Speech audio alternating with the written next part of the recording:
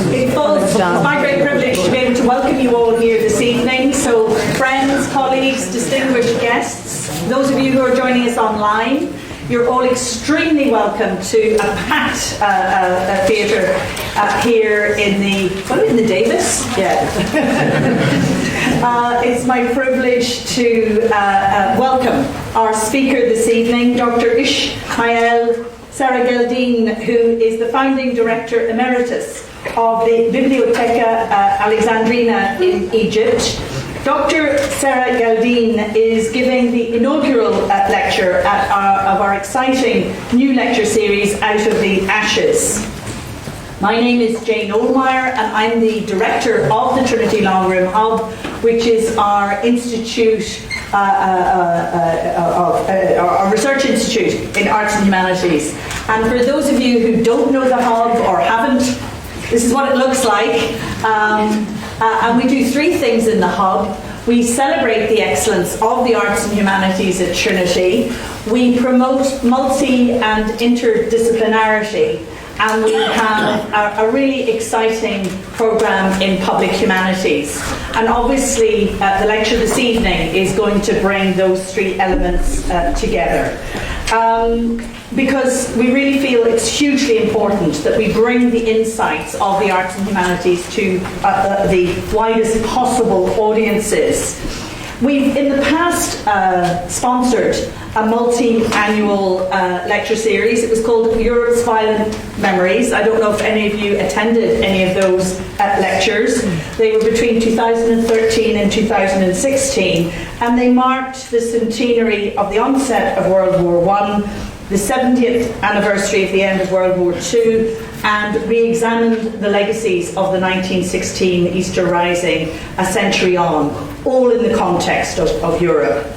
So then we thought, well, we'd like to run another three-year lecture series, and we were really inspired by the Beyond 2022 project that my colleague Peter Crooks will say a few words about in a moment.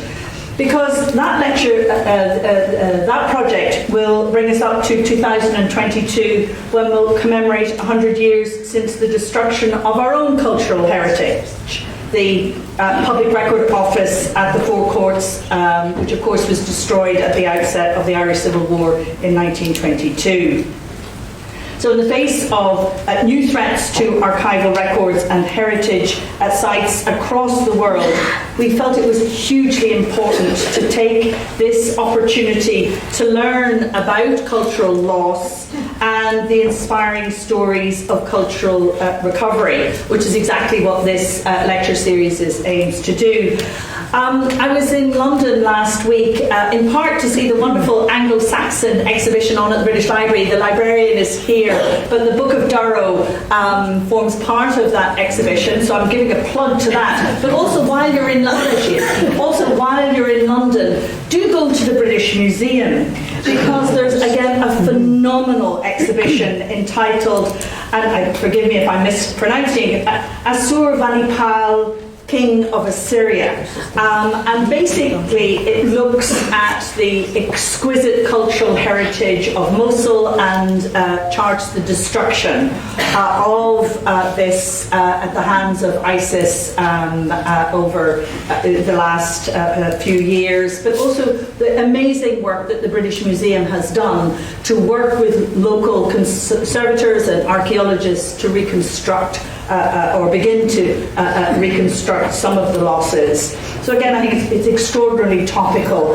And I really do want to thank my colleague Peter Crooks from the Department of History here in Trinity, who, along with Shay Lawless, who is here as well this evening, is the PI of Beyond 2022, and he has organised this Out of the Ashes series in partnership with colleagues who are champions for the various research themes in the arts and humanities, along with the library and the team at the Trinity Long Room Hub. So Peter's actually, I'm going to hand the floor over to Peter in a moment so he can say a few words about the rationale behind the series, because as I say, tonight's the inaugural lecture. I also want to take this opportunity to thank our sponsor for the series. Sean and Sarah Reynolds have given a wonderful philanthropic gift to make this multi-annual lecture series possible. And they can't be with us this evening, though I do hope they might be joining us online, because actually it's the generosity of our alumni in this case that actually allows us to do this sort of thing, and we're very grateful to Sean and Sarah. We podcast and live stream everything, so obviously we're live streaming tonight's event, and it will also be podcast if anybody wants to listen to it or to share it with somebody who couldn't be here this evening. So in terms of the format, I'm going to hand over now to Peter Crooks, who, as I say, will give you a bit of an overview of the Out of the Ashes series. He will then hand over to Professor Anna Shahud, who will introduce our speaker this evening, and hopefully we'll have an opportunity at the end for some questions as well, but we'll just see how time goes. I'm very conscious by 8 o'clock people are getting really hungry, so we promise to be done by 8. So thank you all again for coming for what I think is going to be a very, very special lecture, and hopefully we'll see you at the rest of the series. There's a very nice flyer somewhere with Out of the Ashes on it. I don't know if people have seen it, obviously listing some of the other speakers, so do take that with you. So Peter, could I invite you just to say a few words about the Out of the Ashes series?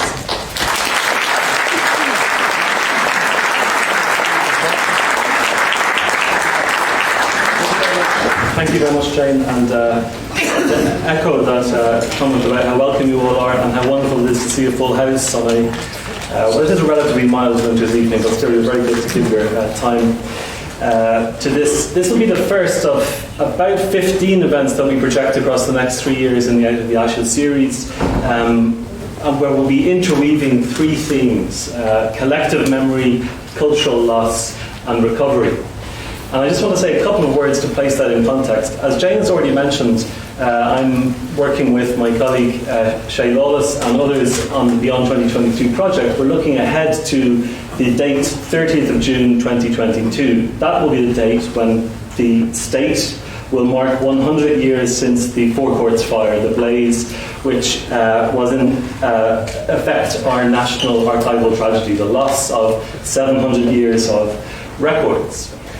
And the 3 themes of the series, collecting, destroying, and recovering, are woven through that project Beyond 2022. What was destroyed was a magnificent collection, a Victorian archive, beautiful state-of-the-art repository containing 7 centuries of Ireland's collective memories. The destruction itself is a significant moment that the state will have to consider how best to commemorate in terms of the violence of that moment at the outset of the Irish Civil War. And then the project that I'm engaged in with colleagues is an effort to recover.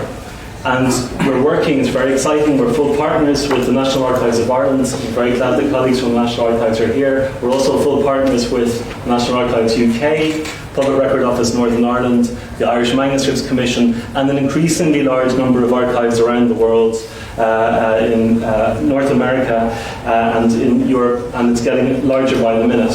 So this is a very exciting enterprise for me to be involved in. It was also very exciting and a great privilege when Jane invited me and the team to think about how we might develop a multi-annual series that would connect with the project 2022. So I mean, that was sort of like a kid in the candy shop opportunity for me. There were no strings attached. It was just, we want to do something to do with 2022, and it needs to be exciting.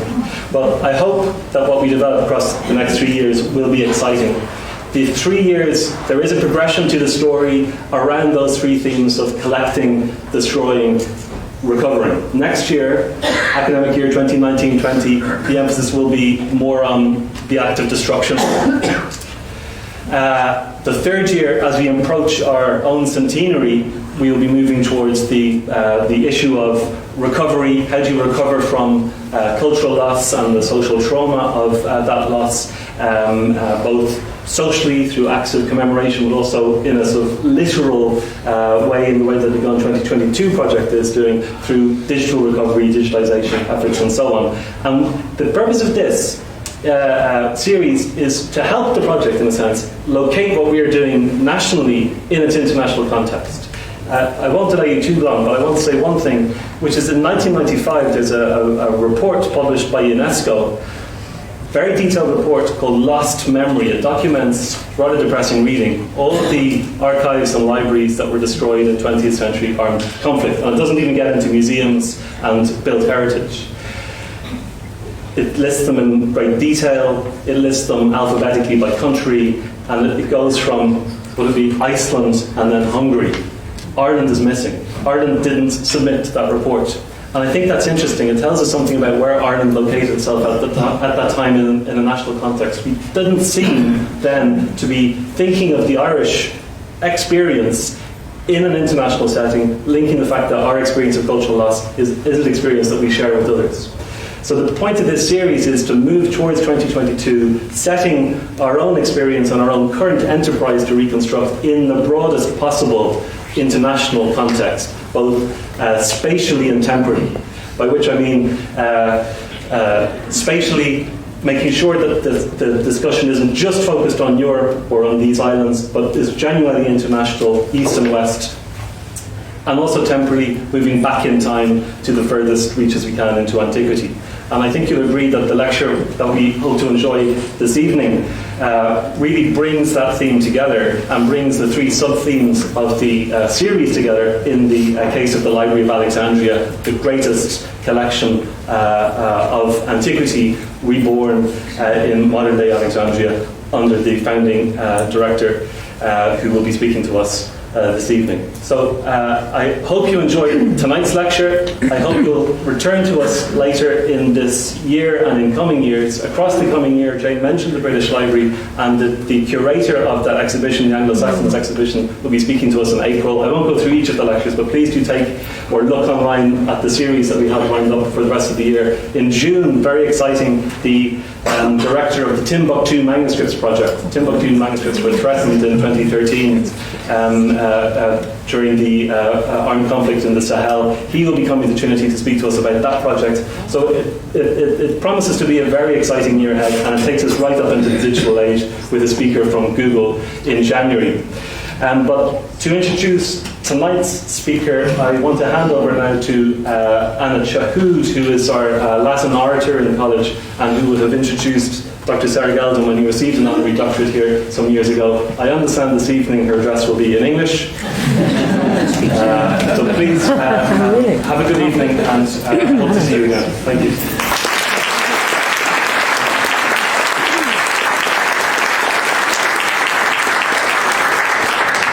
Thank you very much, Peter, Jane. It's lovely to see so many of you, distinguished colleagues, friends, students. This is worth it. It's an immense honor to welcome back Dr.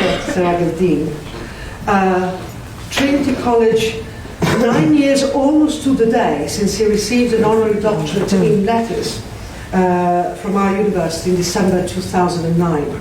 On that day, in the public theatre, he was greeted, welcomed as a truly Alexandrian scholar, by which we meant is an educator, a humanist, a scientist, and a leader. And if you know something about Alexandrian scholarship, that's what it involves.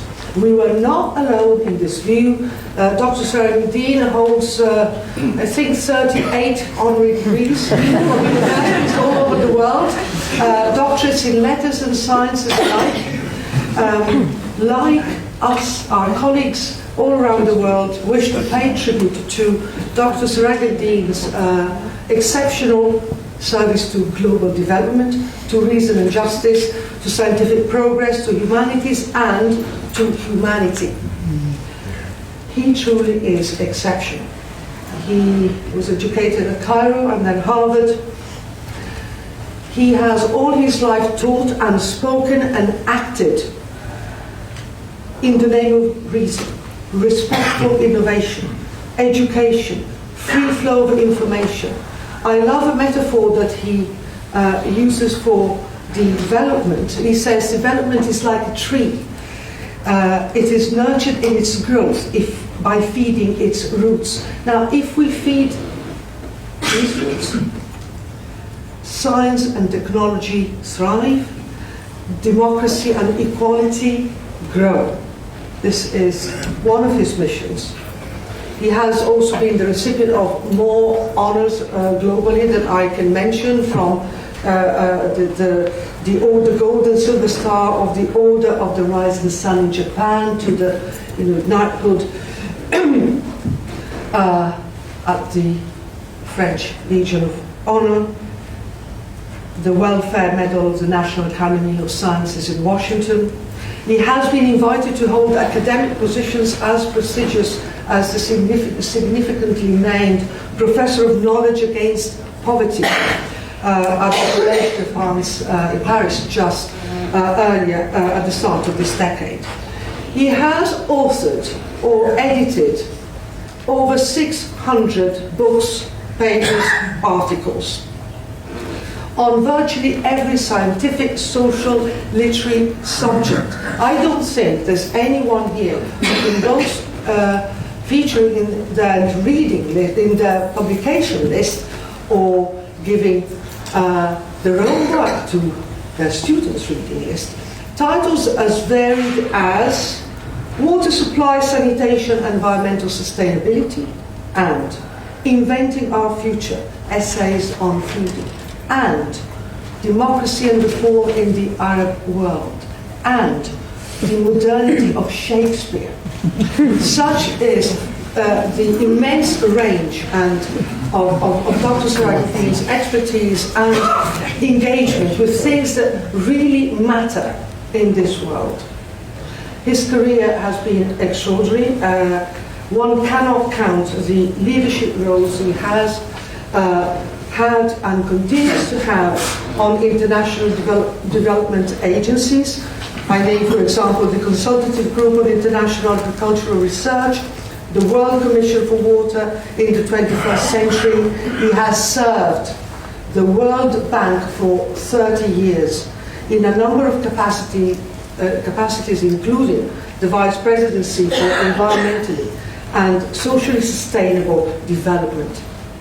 In 2000, he returned to Egypt to see the completion of the Bibliotheca Alexandrina, which rises, as you can see, magnificently on the site of the ancient Royal Library of Alexandria. That library is, as has recently been called, the Library of Dreams. The vision behind the Bibliotheca Alexandrina was to recreate for the digital age, for the third millennium, that spirit of preservation of heritage and advance of knowledge that had guided the foundation of the Royal Library of Alexandria in antiquity. That was the place where Euclid wrote his Elements in the early 3rd century BC, where Eratosthenes calculated the circumference of the Earth a few decades later. The new Bibliotheca Alexandrina opened its door in 2002 to the world. It has the capacity for millions of books, but it also is a library for the new millennium, a digital repository of global heritage with a commitment to providing universal access to human knowledge. Its early partnership with the Internet Archive is testament to this mission. But the Bibliotheca Alexandrina is more than a library. Its importance goes far beyond that. I liked a recent definition that called it a beacon of enlightened values for the region and for the world. Dr. Serageldin was the founder and has been the director of the Bibliotheca for over 15 years. He remains the library's Director Emeritus and Pathway Advocate. We could not, I hope you will agree, we could not have hoped for a more suited and brilliant voice to inaugurate the lecture series that Peter has just told you about. And we are immensely grateful that Dr. Serageldin accepted our invitation. Now, without further ado, with great pleasure, and it's a great privilege, I give you Dr. Serageldin on the rebirth and revolution, the story of the Bibliotheca Alexandrina.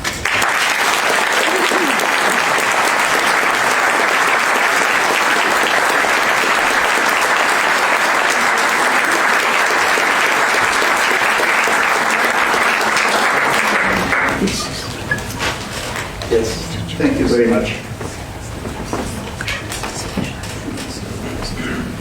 Let me start by saying that I am going to run through these topics. So something about the ancient library, a small epilogue to the destruction of the ancient library, and then the new library, and then how we reach out to Egypt first, and then the region and the world, and then what happened in the Egyptian Revolution.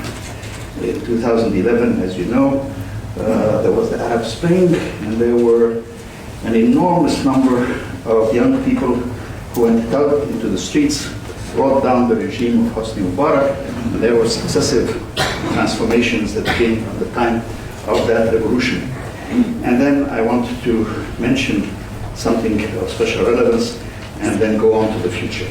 So every time you see a red slide like that, you know that I'm starting another of these topics, and in a sense I'm also getting closer to the end. So let me start that 2,300 years ago, the ancient library was a revolutionary effort. It was the first effort to organize global knowledge. There were older libraries in Egypt, older libraries in Greece, but this was the first time that all the knowledge of the world was to be brought in one place with some of the greatest minds to make it work. The grandiose idea was a stepchild of the ideas of Alexander the Great, who is known, of course, to everybody as a great conqueror, but very few people actually know that he was trained by Aristotle. Can you imagine having as your private mentor Aristotle? Trained by Aristotle. Anyway, he went on, as we all know, and conquered the known world in his time. That's the size of the Alexandrian Empire. And can you imagine that it was all done on foot? All of that till all the way to the foothills of the Himalayas, where he cried because there were no more worlds to conquer. So anyway, the death of Alexander, he died very young, under 32, and in June 323 BC, and his body was embalmed in Babylon and was then retaken to Egypt. But very quickly, his empire, nobody could hold it, so his generals split it into initially 4 and subsequently 3.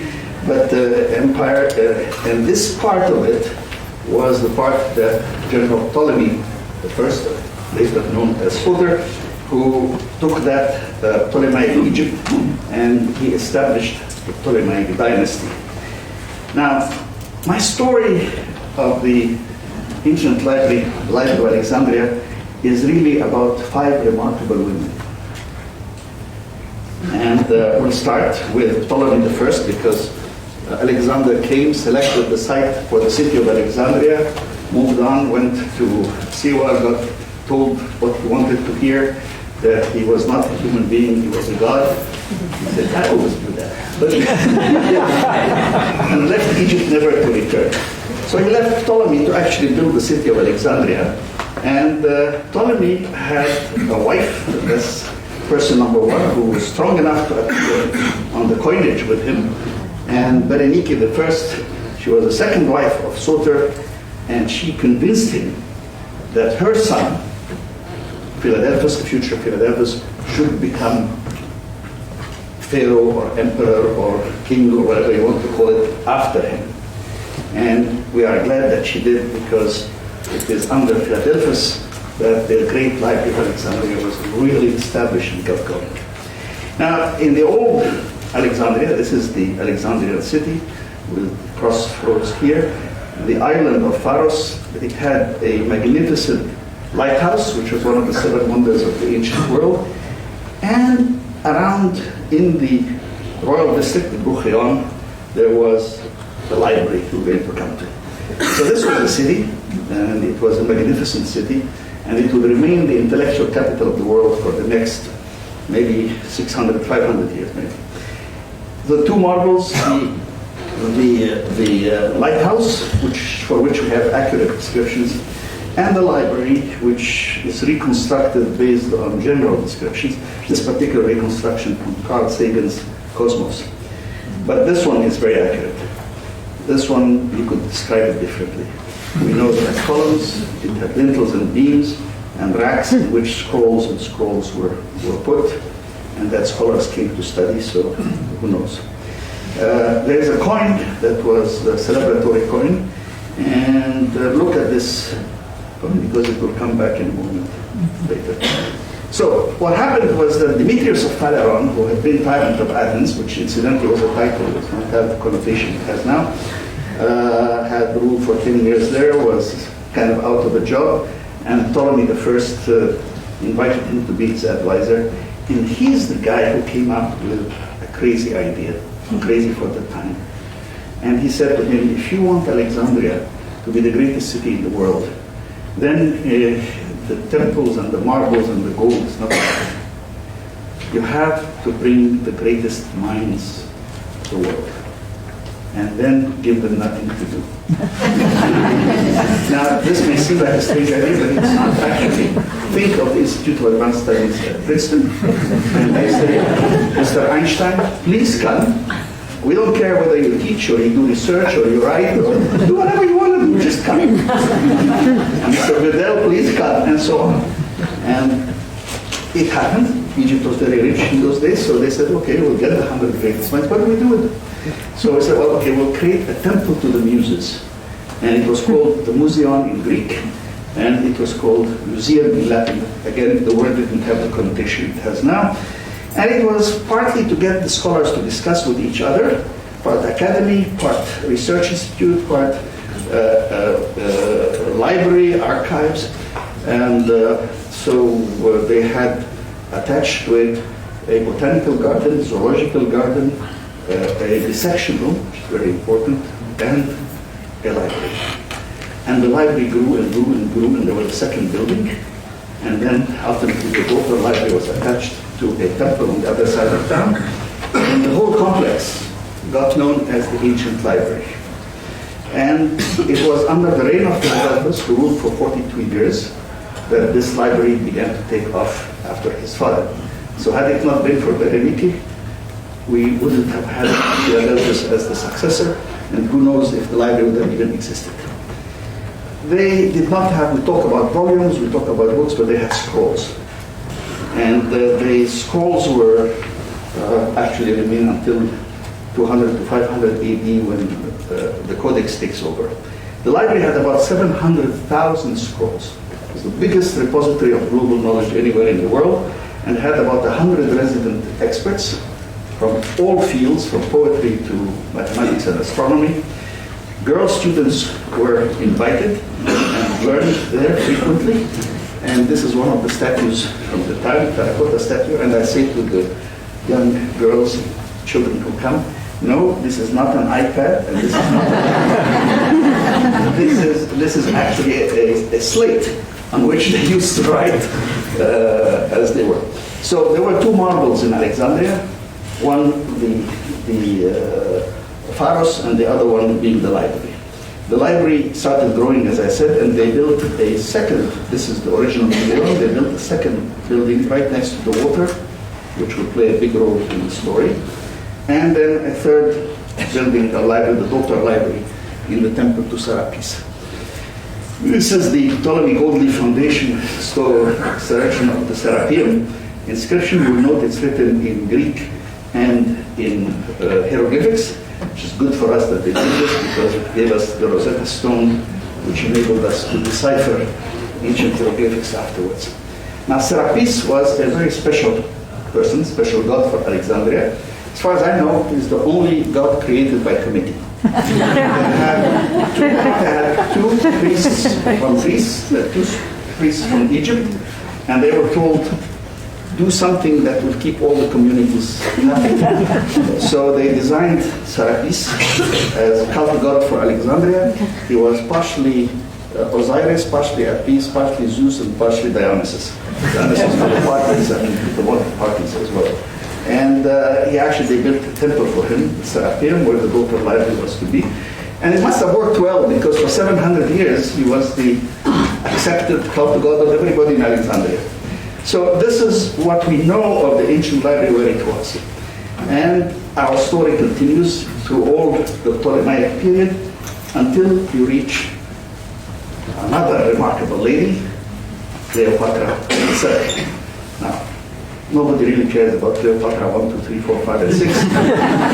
Go straight to Cleopatra 7. She's the Cleopatra that everybody knows. But before I get to that, let me tell you about a few things that happened between the creation of the library and the arrival of Cleopatra. Callimachus, the great poet, was told by my predecessor, the third director, that writing poetry was all fine, but do something useful, write a catalog for the library. So he wrote the Pilatus, 120 volumes, and it was the first time ever that universal knowledge was organized by subject, by author within subject, and then the authors organized alphabetically in accordance with their names, which is what we still do in bibliographies to this day. Aristarchus of Samos was the first human being to actually say the earth revolves around the sun. His work is not surviving, but we do know that others said, I don't agree with this stupid theory of Aristarchus, which also shows that not only they had freedom of thought, but they had freedom of debate among themselves. And Eratosthenes, who was the third director, he also invited Archimedes to come as a visiting scholar, stayed 2.5 years, and went back.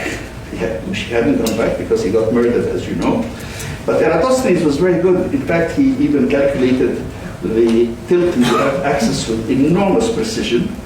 And his famous experiment that established not just the curvature of the Earth, but actually was able to calculate the circumference of the Earth to 98.5% accuracy of our modern measurements. And Hipparchus, his contemporary, calculated the length of the solar year, roughly 365 days and a quarter, not quite, he calculated it to within 6.5 minutes of our contemporary measurements.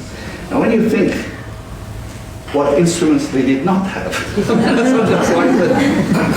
these are remarkable scientific achievements in their own time. And actually, that system that they had established with a leap year every 4th year so impressed Julius Caesar when he came that he actually imposed it on the Roman Empire in 44 to 45 BC, and it became the Julian calendar, the base of the Julian calendar. Our most famous resident scholar was Euclid, who actually, well, you know Euclid, I mean, who doesn't know? Archimedes, as I said, was a visiting professor, he of the famous Vatican. That did not happen in Alexandria. So give me a space to stand on and I will move the earth. That also did not happen in Alexandria. But what did happen in Alexandria is that he invented the Archimedean screw as a solution for Egyptians to raise the water of the Nile for irrigation, and it is still being used 2,000 years later. You can see this actually being used. Herophilus was the father of functional physiology and anatomy, and Manetto, historian, wrote the Bibliotheca, and he was one of the people who participated in the Serapis. But he actually recorded ancient history to this day. When we say this pharaoh from the 18th dynasty or from the 26th dynasty, this is the classification that Manetto did in the ancient library. Translations, they were not just copying, they were also translating, and it was in the ancient library that the Old Testament was first translated from Hebrew into Greek, the Septuagint as it's known. And girl students, as I said, were involved in the library from the beginning. Christianity came by St. Mark in 50 AD, and the early fathers lived reasonably well with the philosophers of the ancient library, but there were difficulties with the Romans. So of that great and magnificent achievement of humanity, hardly anything goes that we know. Right? And I didn't even mention Ptolemy with the Almagest, who returns the Earth to the center of the universe. So contrary to popular myth, it was not destroyed by the Arabs in the 7th century. It was destroyed much earlier in a series of events. Remember, there were 3 locations, and here is Cleopatra VII, who was not particularly beautiful. Despite what we know of her in history and literature and Shakespeare and Hollywood, she was just had a remarkably charismatic person. She was a young woman of enormous erudition. She spoke 5 languages. She wrote poetry. She did arithmetic, which for a young princess of 18, 19 is pretty remarkable at her time. And Julius Caesar came pursuing Pompey into Egypt in 48 BC. And she was rolled, that part of the story or the myth seems to be true. She rolled herself in a carpet because her brother had kicked her out in terms of ruling Egypt. And the carpet was smuggled into Caesar, and it was unrolled, and there was young Cleopatra, who convinced him to stand with her against her brother, which he did. And we had the Alexandrian War of Julius Caesar. And the 2 fleets, the Egyptian and the Greek fleet in the harbor, were both set afire. And the fire caught the library building next to the harbor. And as a result, in 48 BC, this building disappears. And depending on who you read, 40,000, 100,000, 400,000 scrolls were destroyed, but it was destroyed at that time. Now, Cleopatra and Caesar had a story. They had a son, Caesarion. They went to Rome. She went to Rome with him as his mistress because he was already married. And until the death of Caesar, she took her son and returned to Egypt. And Mark Antony, friends, Roman gentlemen, lend me your ears, I come to bury Caesar, etc., etc. He was also to fall madly in love with Cleopatra. And it is a true story, the very most famous love stories of history, from Shakespeare to Hollywood. This is Antony Hollywood. This is real Antony. This is Cleopatra Hollywood. This is Cleopatra real. Now, she was not very beautiful, as you can see, but she had a lot of charisma. And she was very smart, very intelligent, also ruthless. But the question becomes then, how come the 2 most powerful men of the age, Caesar and Antony, fall madly in love with her? Remember that they were both the masters of the world. If it was just sex, they could have had any slave girl anywhere in the world. I mean, they were ruling an empire, vast empire, very powerful and so on. But Cleopatra was different. And the proof of that, the ultimate proof of that, is that what was the way to her heart that Antony found? He gave her 200,000 scrolls. Now I ask you, what kind of a woman is it whose way to her heart is a massive book donation to the public library? I say to you, my kind of woman.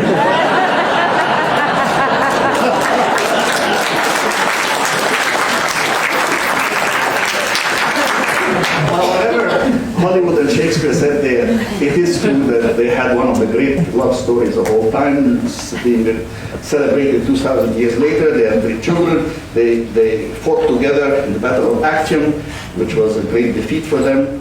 Antony committed suicide, and so did Cleopatra.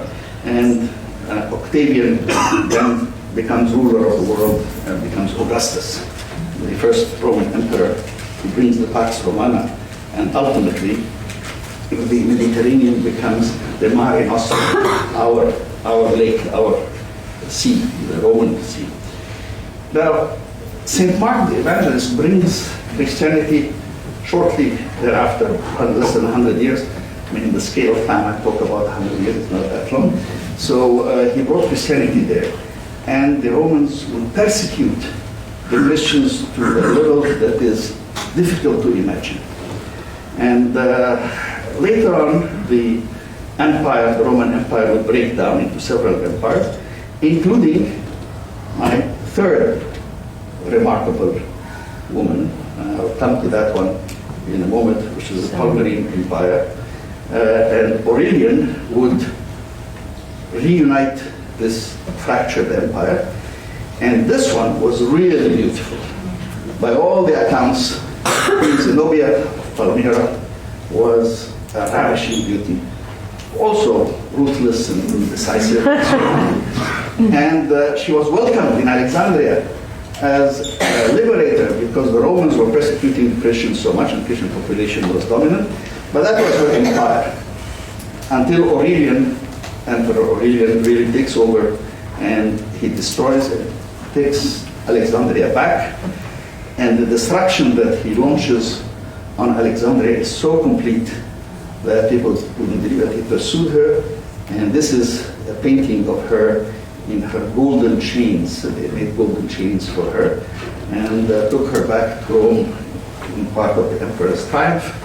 But depending a general or a nobleman, I'm not quite sure which, fell madly in love with her and married her, and she ends her life as a suburban housewife outside of Rome. They have a villa and she spends her days there pleasantly rather than being thrown to the lions and tigers or whatever they did. But in 272 AD, the whole royal district, including the Museum, is destroyed completely and according to the records burnt, and not a stone left on top of the other. But because that's what Roman emperors did to rebellious provinces. I mean, it was not unusual in the time. But what is important is that in addition to losing the original building of the library, we lost a lot of other things, including the tomb of Alexander the Great. We don't know where it is. We know it's somewhere in what is today downtown Alexandria. The poor Christians were being persecuted even more and more, till Diocletian comes. And he is the only emperor to have voluntarily retired. But they killed so many people during his accession to the throne that it becomes the beginning of the Coptic calendar, the Christian Egyptian calendar, is in 284, the year of the martyrs. So 2018 Anno Domini is 1734, the year of the martyr, Anno Martyrum. So this is our Coptic calendar till now, because of the enormous persecution that took place at that time. The Coptic Orthodox Church still uses that calendar for their liturgy. Now Constantine the Great, when he embraced Christianity and founded Constantinople, he stopped the persecution of the Christians. But he did not ban other religions. And that would wait for 70 years until Theodosius I would make the Nicene Christianity the official state church of the Roman Empire and ban all other forms of religion, which led to Bishop Theophilus destroying the pagan temple of Serapis. Now, Serapis had been around from 300 BC to almost 400 AD, so almost 700 years, but it was destroyed. And what was remained of the library was a few manuscripts in the hands of the scholars. And the last scholar was Theon of Alexandria, a mathematician who wrote about Euclid. But I come to the next remarkable woman, the fourth woman in my story, Hypatia. Hypatia of Alexandria was a remarkable mathematician, astronomer, and in fact the first woman whose name appears in the annals of mathematics and astronomy. And she was the daughter of Theon, but she was killed most brutally by the mob. And this was the beginning of the Dark Ages in Egypt as well as in Europe. They made a movie in which they conflate both the burning of Serapeum and the murder of Hypatia, but Rachel Weisz played the role. That's supposedly her and her father at the Serapeum. This is as close as I can get you a picture of Hypatia. It's one of the masks that were painted at that time. But scientists recognized her talent, and they named a crater after her on the moon. But it really is the end of the great story of the Library of Alexandria. It had been destroyed, it had been burned, And now scholarship was to be under the thumb of the church, not an independent place where people think like they used to. So if you look at it, there is no single event where the fire destroyed the library. The whole series of events, almost 450 years in space of time. And it gave us the best in the world, but we have lots of stories. Now, we do know, and I'll tell you in a moment how, the lost heritage of humanity. We know because of the Pinakes that Eratosthenes told the great poet Callimachus, write a catalog. So in the catalog, we have how many were written. For example, Sophocles wrote over 120 plays, of which only 7 have survived to this day, because we have the names that Callimachus organized. And the Pinakes was copied and recopied and recopied. So some errors, the 70 to 90 plays, over 120, etc. But generally, we have a sense of what was lost because we were able to find that material. The question then becomes, well, if all of that was burnt and destroyed, how come we have it? How come we have those 7 plays? So I need to come back to that in a moment, hold that thought. But then the story continues. 1,600 years later, a 5th woman comes in. That is Mrs. Suzanne Mubarak, who adopts the idea of recreating the ancient library on the same spot in Alexandria, or the same spot as we cremated.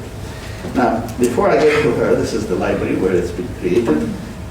Planetarium, major library building, auditorium, university, and the sea over on this side.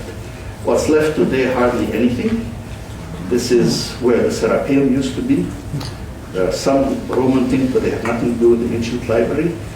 The rubble of the landmark lighthouse was used to build this fortress at the time of Tyre Bay, which is 14th century. But in the bay and elsewhere, we have found underwater the remnants of that. Now, doesn't that look just like the one on the coin? For all we know, it could be the one on the coin. But what we do know is that we did take out of the water the colossal statue of Ptolemy. And I said to the antiquities department, bring him home. And we have him standing at the entrance of the new Library of Alexandria, he who built the first Library of Alexandria. So, what happened to the destruction of these bodies? Well, think with me to a different magical period, which is the Baghdad of the Arabian Nights. Harun al-Rashid, actually talking about the son of Harun al-Rashid, Ma'mun, who created this is the empire that he ruled, huge empire, the Abbasid Empire, and he created the House of Wisdom, another kind of library, ancient library in Baghdad. But then he gave a lot of learning, and he started a huge translation program and into Arabic. He said, anybody who brings an ancient manuscript and translates it into Arabic will receive its weight in gold, believe it or not. So all the old manuscripts that we know today were translated into Arabic, and they received the weight of the translated manuscript in gold. And his vizier, finance minister of his time, told him, sire, the scientists are cheating. They're writing in big letters on thick paper. Then Ma'mun said, let them be. What they give us is so much more valuable than the gold we give them. That's a great story I tried to tell my Minister of Finance. Didn't get anywhere. He said to me, too bad that he's not around for you. So anyway, what happened then is that not only did Arabic become the language of science for the next 600 or 700 years, but more importantly, it became like a huge vacuum cleaner. And every leftover copy of a copy or a small part of a manuscript from the ancient library, if you had it in Tunisia or you had it in Libya or in Egypt, you would take it to Baghdad, have it translated and get your share of the gold. So he regrouped all the bits and pieces that could be found at the time and reassembling all these lost manuscripts. This is Euclid in Arabic, as you can see. And many of these documents were never found in their original, but have survived in the Arabic translations that were made at the time. This is the medieval library. These are books. Now, codexes, of course, we are now talking 9th century. Codexes have taken over from 5th century between 200 and 500. And this is all the scholars arguing with each other, and these are books in the back there.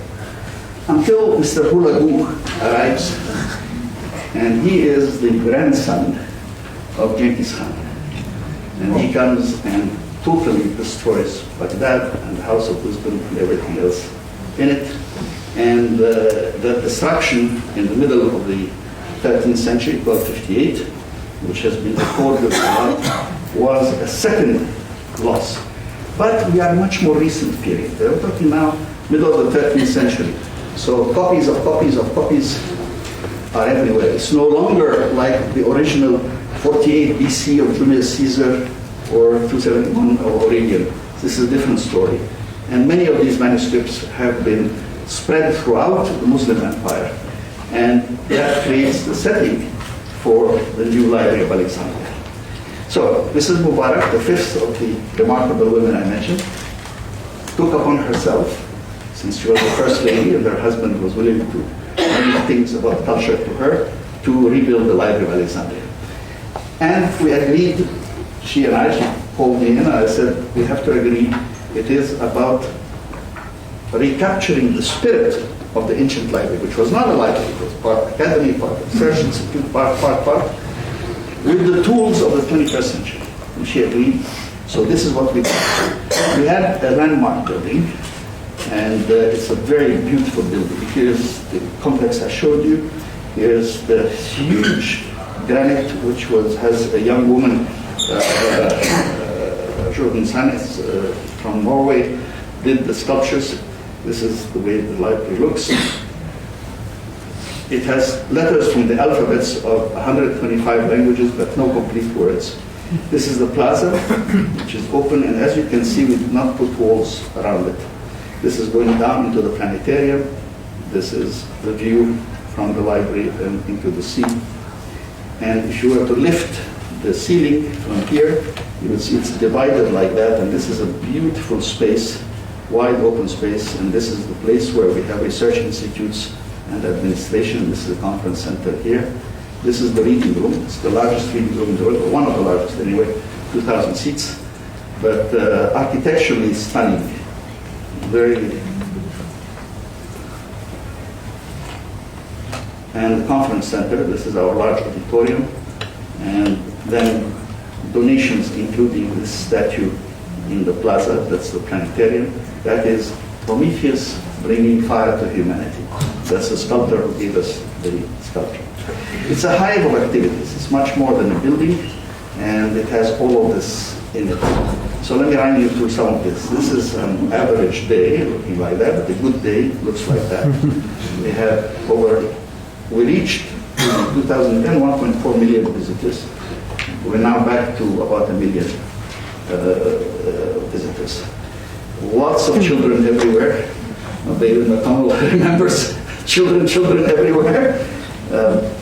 This was my audience for many of the lectures I did. I figured, no, I mean, we have to start young. If we want to implant the values of rationality and humanism and so on, you have to start young.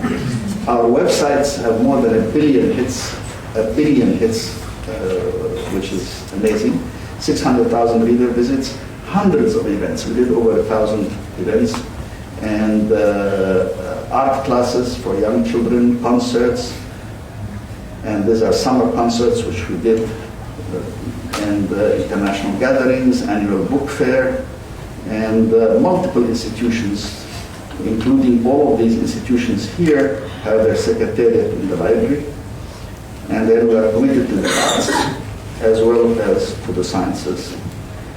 And as for libraries, well, we have a hybrid library, which is the main reading room. Almost everywhere you have computers and regular reading tables. And there you can see examples of that.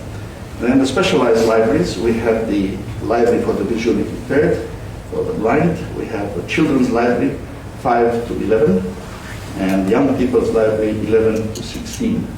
And then multimedia, rare books, microphones, map library, and the Internet Archive. The only copy of the Internet Archive outside of San Francisco, and that's Brewster Kahle, the inventor of the Internet Archive. We established it there. That's the Internet Archive as it exists in Alexandria. Then people said, well, what are you going to do? You don't have any money, etc. I said, yeah, I don't have any money, but convincing. And I got a French book donation, 500,000 books, the largest book donation ever. And I laughed with my friends in France, and I said, this is the largest book donation since Anthony gave the 200,000 books. And the guy said to me, was my friend, says to me, yeah, but I hope I don't end up like Anthony. And I said, wait a minute, what do you mean? Anthony ruled half the world. Anthony had a magnificent love affair with Cleopatra that we're still talking about 2,000 years later. And when Hollywood wanted to represent it, they chose Richard Burton. He was going to represent you when you write something. So I said to him, come to think of it, being Anthony wouldn't be so bad except for that last part. So actually I was slightly cheap. So, but with that, for example, we became the 4th largest francophone library outside of France. We jumped up all of these.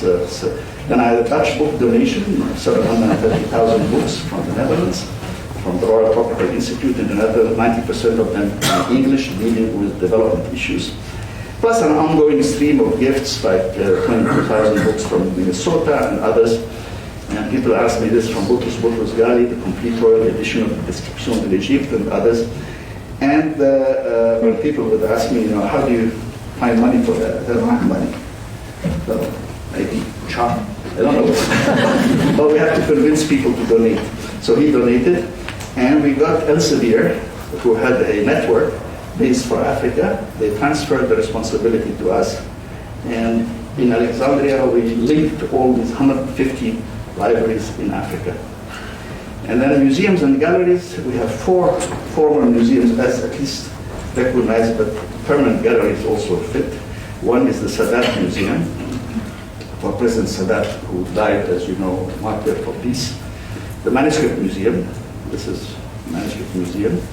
An Antiquities Museum with donations from all the museums of Egypt. And a Science Museum, Planetarium, and Exploratorium together. And this is where the kids get to do hands-on science. It's an important part. But specifically, we want to encourage them to ask, what if? Well, go find out. Experiment. Think. This is what we wanted to do. Special outreach to youth. And we have the BA Science Festival. We have 20,000 visitors over 3 days. You can see the picture here in the plaza. And it's not just the experiments. I like this picture.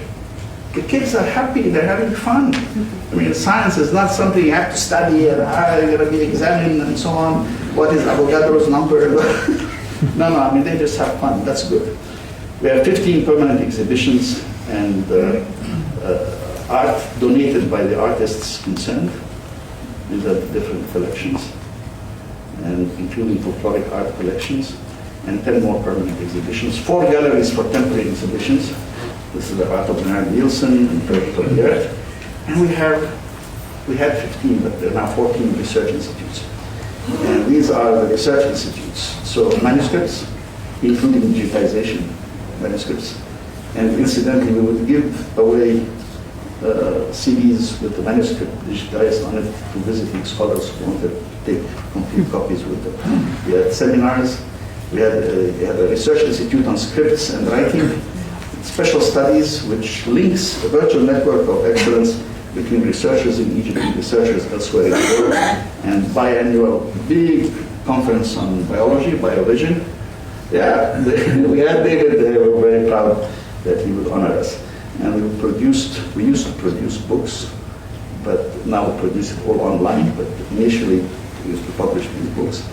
Then the Center for Documentation of Cultural and Natural Heritage, located in Cairo, and it was the first 9-screen interactive computer presentation patented in Europe and elsewhere, not so much to get money, but to prove that this was an original convention in the Library of Alexandria, and we're doing it in 3D. ISIS, long before ISIS, stood for International School of Information Science, and some of our colleagues here know that very involved with information science and data sciences and so on. And then an art center. We created the first classical orchestra in Alexandria. We brought many events. The Center for the Study of Alexandria and the Mediterranean, which not only looked at the ancient city, but looked at the modern city as well. And a Center for Hellenistic Studies, which is the only one where we give master's and PhD degrees jointly with the University of Alexandria. And a Center on Democracy and Peace, where we try to mobilize people's intellectuals, Egypt's intellectuals, and talk about the Arab Reform Forum, which was already started in 2003, where we had drafting committees, and specifically women participated in the declaration, so-called Alexandria Declaration of 2004, that was the first one to call for political reform, economic reform, social reform, and cultural reform, where we wanted to change the discourse of politics and media and religion. Sustainable development, we have 2 centers that were together, one on economic development, one on environmental studies, and merged them into sustainable development. Arabic computational linguistics, which is very important. We created a huge corpus of 100 million words with 16 lexical qualifiers. Islamic civilization and contemporary thought. In this, we reissued the classics, the humanistic classics that people don't find anywhere. We reissued them for a whole new generation of people for what was done in the 19th and 20th century, and with modern edited critical editions. And we did over 50 volumes in print. Center for Coptic Studies, where we protect the cultural heritage of Coptic Egypt, and Francophone activities. I mean, being the 4th largest Francophone library, we have to do something on Francophone activities. So we had many activities there.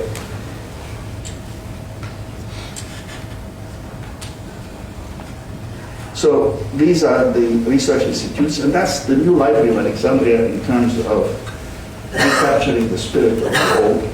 But it was born digital.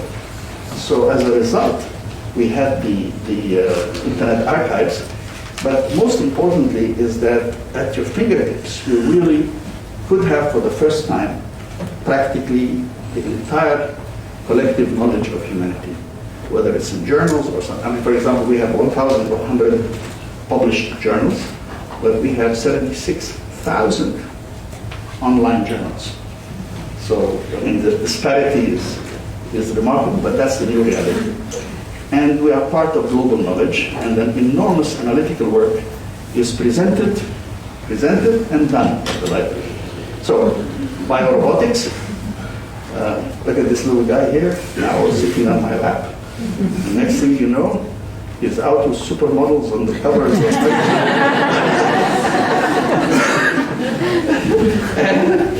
and we have a virtual reality cave, and we have a supercomputer, our own supercomputer. Right now it's the most powerful. I renewed this original, we renewed it. It's 104 teraflops, so it's enormous. So the digital future is there, and we are committed, as was said in introducing me, access to all information for all people at all time. But we also have to defend values. It's not just about information. We have to use the podium to uphold human rights, and this is from our friends in Norway. They created the Beacon for Freedom of Expression, dedicated to the new Library of Alexandria. Not the old library, they recognize that the new Library of Alexandria is doing major work in this. And we had outreach, so we didn't just wait in the library for people to come, although many came. So we did outreach in the universities. This was to take them on excursions to work for the poorer villages around Alexandria. And for the little kiddies, we had a bookmobile which would go to schools and bring them digital and print copies of various things to play with. We have the art programs, massive expansion of our science clubs. We have 400 science clubs in Alexandria, in schools. We created the science fairs, which you saw before, and science competitions, and these kids went on to win international competitions in the United States. We created our own TV studio and our own FM station. We did local TV science series in Arabic and English. But above all, we have to defend values, and the most important start was March 2004, which afterwards we had every year a big event like this to discuss what was happening in the Arab world. And then I had lots of young people. This is one not so young librarian in the middle of about 600 delegates. And this was the last time we did that in March 2010. Every time people would say to me, Doctor, we come every year and we talk and nothing happens. Now, of course, by 2011, nobody said anything anymore because the whole Arab world exploded, as you all know. But this is the kind of things we were doing, audience participation, voting on issues. And this body is really where all the parts are essential and the whole is more than the sum of the parts. And for me, as a librarian at that time, and still till now, I'm like Borges. I believe that always imagined that paradise would be some kind of library. And those who had the pleasure of being involved with libraries will know that this is true. But so what happened when finally, after all the discussions, things exploded? Well, there are times like that in history of Europe. 1848 is a particular year where we say revolutions were everywhere, even though they were squashed in Europe at the time afterwards. But all of these exploded at the same time, as you can see here. So this is the heart of Cairo, Tahrir Square, and this is normally, and this is Tahrir Square of the revolution. We had literally millions and millions and millions of people who went out into the streets until Mr. Mubarak resigned, and then we started the revolution. Some of them were fearless in confronting the police, and they had seemed unstoppable. The idea being that they did not want Mr. Mubarak or his son to replace him. They wanted a change. Now what happened in Alexandria? Remember this picture? This is the campus of the university. These are two main streets here where all the demonstrations would go. On this side is the sea, the Mediterranean is on this side. So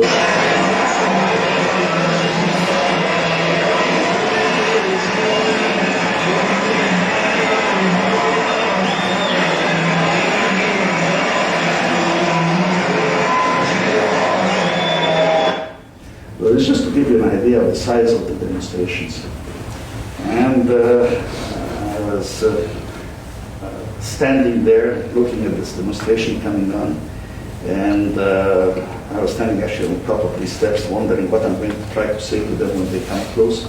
And out of the demonstrators came this group of young people holding signs against Mubarak, but they said, this is the library, nobody touches the library.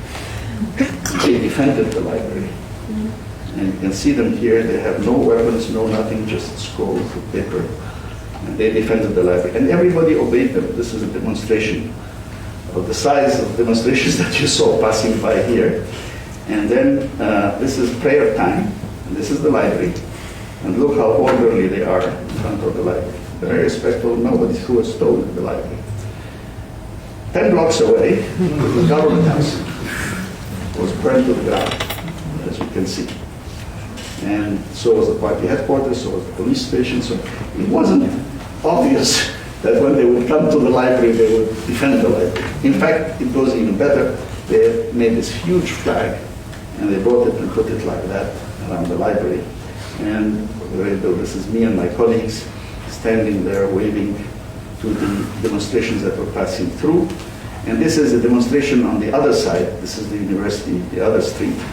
And if you look here, you would notice they are holding hands to create a human chain to protect the library. So for me, the notion that the young revolutionaries who were opposed to the Mubarak era would still support the library is very important. This is the size of the demonstrations I was telling us big event, totally unstoppable. Now, more importantly, these steps suddenly became a favorite place for human rights. So when the Muslim Brotherhood began to appear and take more of a role, Christians would come to the Library of Alexandria to be saying our human rights have to be defended, and liberals, this is the crescent and the cross together, hand in hand, which was a symbol for the 1919 revolution in Egypt. And this is another demonstration by Christians on the steps of the library. So the symbolism of the library was not just accepted by the young revolutionaries, but in fact it became a rallying cry for anybody who felt threatened. So to me, 8 years of hard work, you have very clear contrast between what happened to Government House and what happened to the library. And this is one of my favorites. This is a graffiti wall painted by the young revolutionaries. And it says here, "We the youth of the 25th of January, dedicated to those who died in the revolution." So you have the three pyramids, the library as fourth pyramid, but coming out of the library, a church and a mosque together.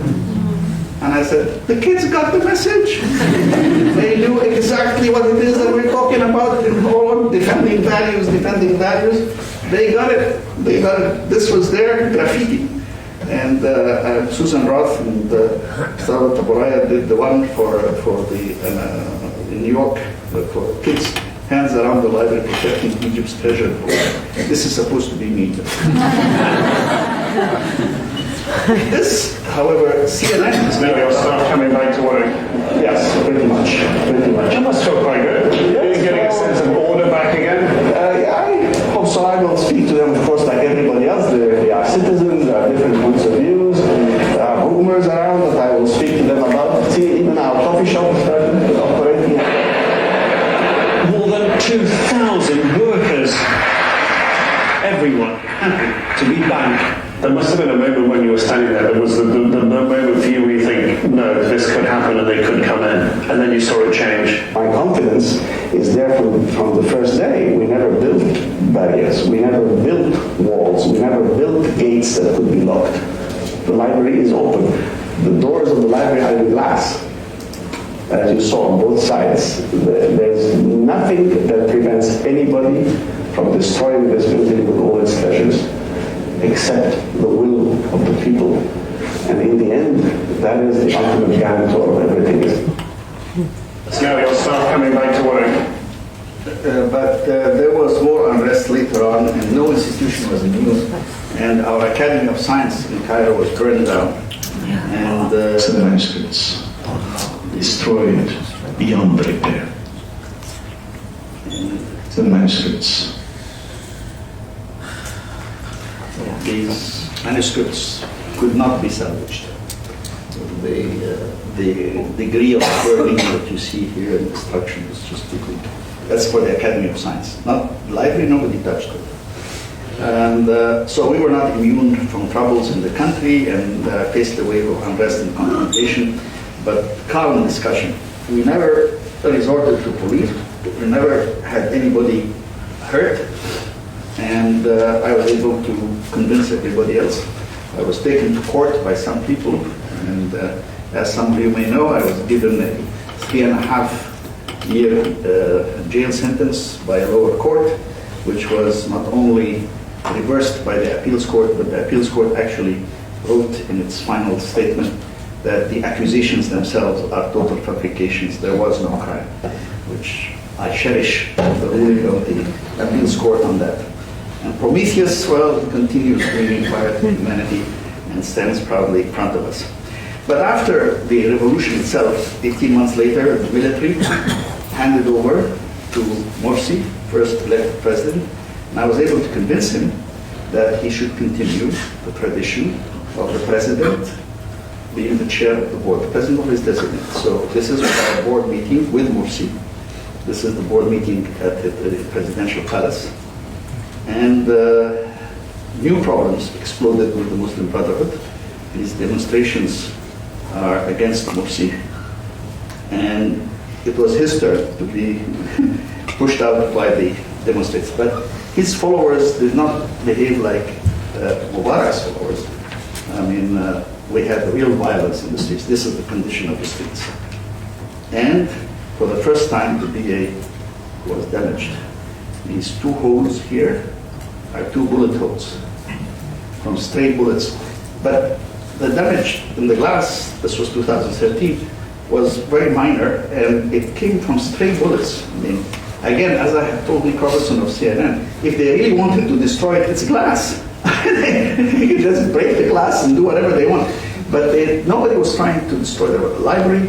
Continued, and it was not targeted, and we continued our work. And so we had to navigate it until we proved that it was truly a national institution. So this is the inauguration with Mr. and Mrs. Mubarak and Mr. Chirac and others. And this is with Mr. Morsi. And this is with Adi Mansour, who came from president after Morsi. And this is with current President Sisi in 2016, 15 and 16. And this is me next to President Sisi when I told them that I will resign in a year. Now take only one more year. And that was to retire in 2017, which would have been 15 years from the opening of the library in 2002. So to remain true to our mission, we continued. In my last year, I pushed through 4 last initiatives. First, outreach. We did a complete program of what I called our Embassies of Knowledge. And that means this is where we had some branch offices.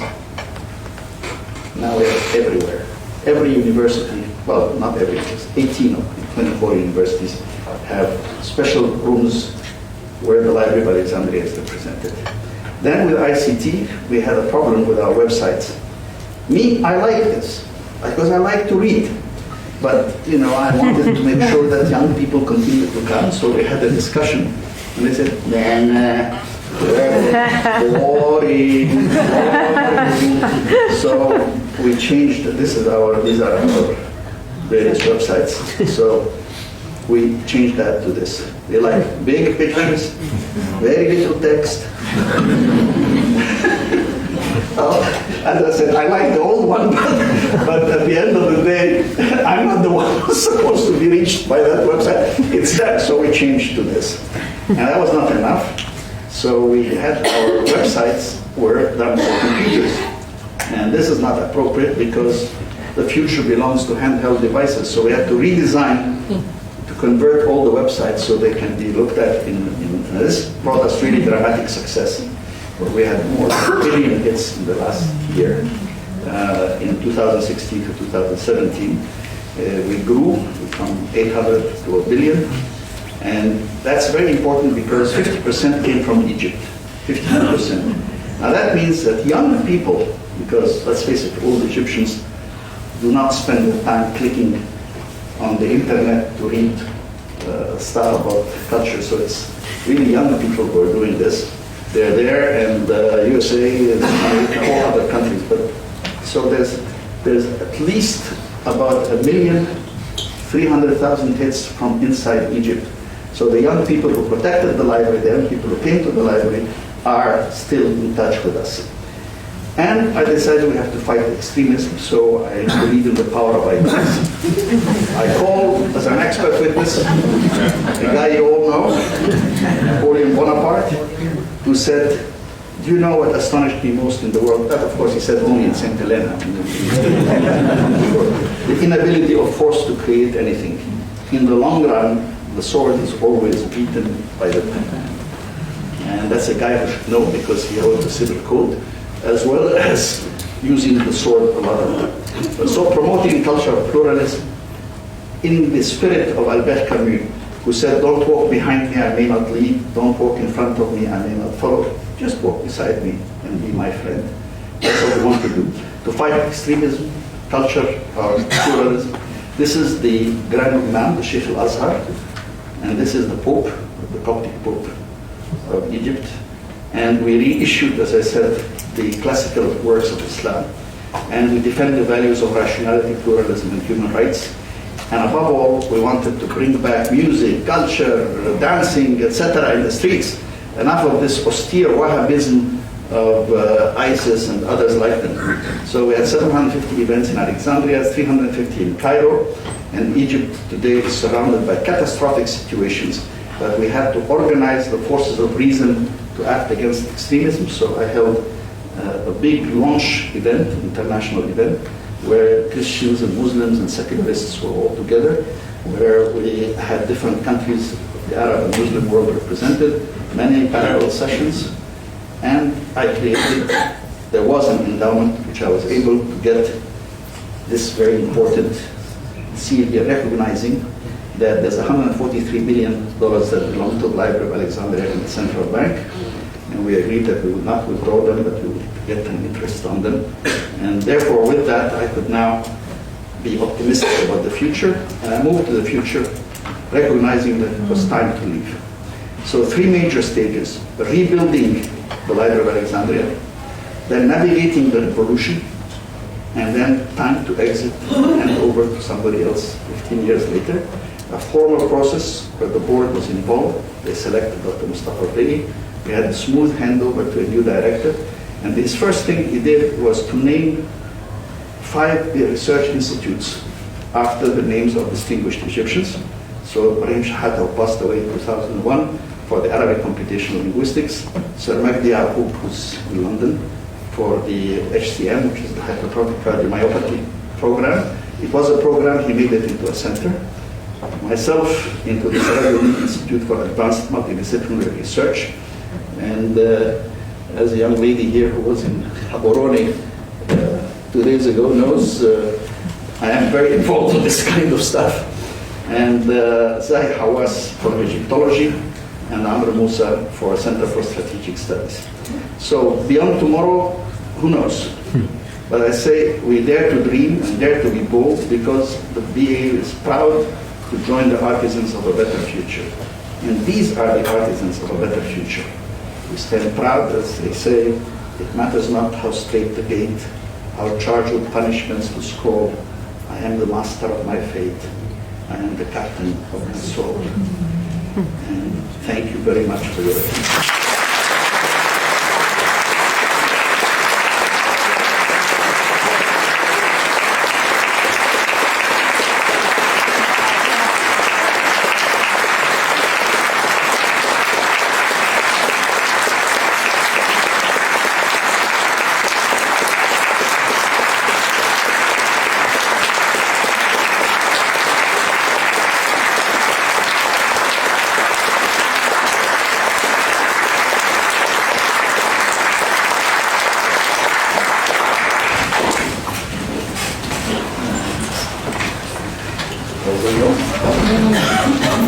I'm really speechless. I should be chairing a Q&A, but I was left speechless. We have time, I'd say, just for a few minutes of questions, and I'm sure that you all agree this was a massive tour de force there. Please, microphone, if you wouldn't mind introducing yourself. So we have one over there, please. The third row from the top, Francesca.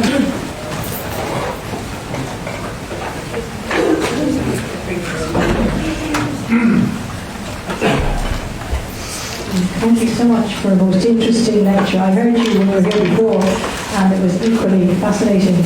Thank you. I'd like to ask you, I appreciate the cultural position of Egypt, and it tends to look northwards. But I'm just, I suppose, wondering, is what I could say, would you, in your library, have any, so to speak, interest, cultural interest, in the lost empires in West Africa? Like, Africa, beneath you, is kind of poor and overlooked culturally. You have a symphony orchestra, you have a lot of European influences, which I do know about your history and all that sort of stuff. I'm just thinking, though, might it be an idea to look over your shoulders down beneath you, the countries that are so poor but have very rich countries, and there's nobody to depend on? Well, yes, thank you. As a matter of fact, we do. We have special programs for outreach to Africa. I mentioned one, and I showed it to you, which we took over from Elsevier and Kit in the Netherlands, and where we are reaching 150 libraries and individual centers of PIs, research in Africa. In addition, I am personally involved in supporting African students who are in Egypt, but more importantly, also in working with the academies of science. I'm a member of the African Academy of Science, and we work with the South African Academy of Science and others on promoting collaborative efforts in science across Africa. I worked for a while, I was the chairman of the World Digital Library, where in fact the Timbuktu manuscripts digitization was available online through the work of the Library of Congress, who did special images for at least 10 or 12 of the manuscripts. I also participate with the African Development Bank and the Islamic Development Bank, who have many countries in Africa among the Islamic Development Bank, to see what we can do to help promote cultural activities as well as developmental activities. So yes, we do a bit, but not as much as we could or should, I think. I've always been one who, I spent a lot of my years at the World Bank working on African problems, and I think that they deserve more from the rest of the world.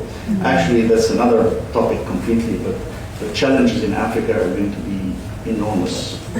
Challenges in Africa are going to be enormous. Both food security, climate change impacts, of variability of rainfall, and a lot of other things. But you're right in raising that important question. Thank you. Yes?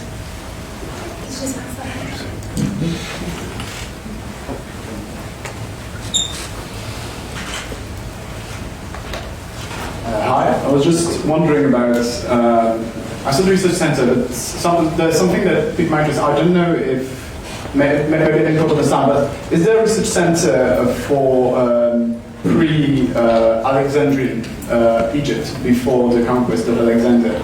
Is there a research center for Egypt before that? Oh yes, in fact, a number of the very famous Greeks came to Egypt to study with not Aristotle, but Pythagoras and Plato. It is assumed that they did come. They went to visit the libraries that existed in the temples with the monks. I mean, there were the priests, rather, there were priests and monks. And as I said, the real change, I mean, there were libraries in Greece, including Aristotle's library. There were libraries in Egypt, but the ancient Library of Alexandria is the first effort to pull together everything from Persia, from Greece, from Egypt, from whatever. In fact, we went further later on, we took mathematics from India, and so on. So that opened knowledge elsewhere existed. But whereas the libraries in Egypt would look at Egyptian knowledge and the library in Greece would look at Greek knowledge, the Library of Alexandria was the first time. And it was even more so, it's not just that it was custodian to the manuscripts, it brought the intellects, the 100 great scholars that they picked from all the countries of their known world. I mean, remember, Alexander stopped at the Himalayas, so somebody asked me about China. I said, they didn't know China. I mean, in those days, their known world was roughly the Mediterranean and the Persian Empire. So these great scholars came from everywhere, and their names are recorded, and what they produced was incredible. I mean, the elegance of the thinking that goes into, for example, Eratosthenes calculating the circumference of the Earth, or Hipparchus calculating the length of the sidereal year within 6.5 minutes. I mean, it blows your mind. What did they have in those days? They had, what, ropes, sticks? They had nothing. No telescopes, no nothing at all. So by bringing all these people together, and that's the genius of Demetrius of Phaleron, who said, bring all these great people and give them nothing to do. What they did basically was to interact with each other. And to me, you know, I'm talking about multidisciplinary work. And that was just one of the greatest experiments ever, to bring poets and historians and mathematicians and grammarians. The first of the directors, incidentally, spent his time, his primary effort and his primary legacy was in conforming a a fundamental copy of Homer. So this would be kind of the official copy of Homer, because there were variations in the Iliad and Odyssey and how they were passed along in song and in this and that. So he did that, so that was kind of looking that way. Eratosthenes, the third director, looked at the huge expansion of science. So but he himself was known as a grammarian.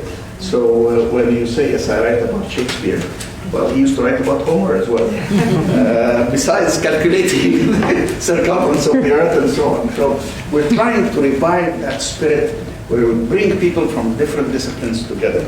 And the ancient Egyptian knowledge, now my successor has created a center for Egyptology.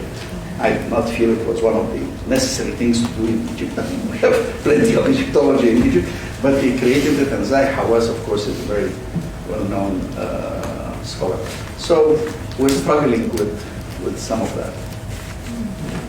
Yes, Abbas, would you please introduce yourself, because you did it earlier. My name is Adrian Hume. First of all, I want to thank you for a most inspiring lecture. I was going to ask you all the way through it, are you afraid for the future? But I think on the basis of what we have heard, your vision and your dream and your legacy is so outstandingly powerful that I think I can probably answer the question myself. I think you have hope and you have created hope, and I think you have certainly inspired everybody in this audience with hope for the future. If they're all like you, I think there is certainly hope. And just one tiny little thing too, of course, the Irish monks made their own contribution to many manuscripts and the survival of much of the lost knowledge. And thank you so much for your most inspirational talk.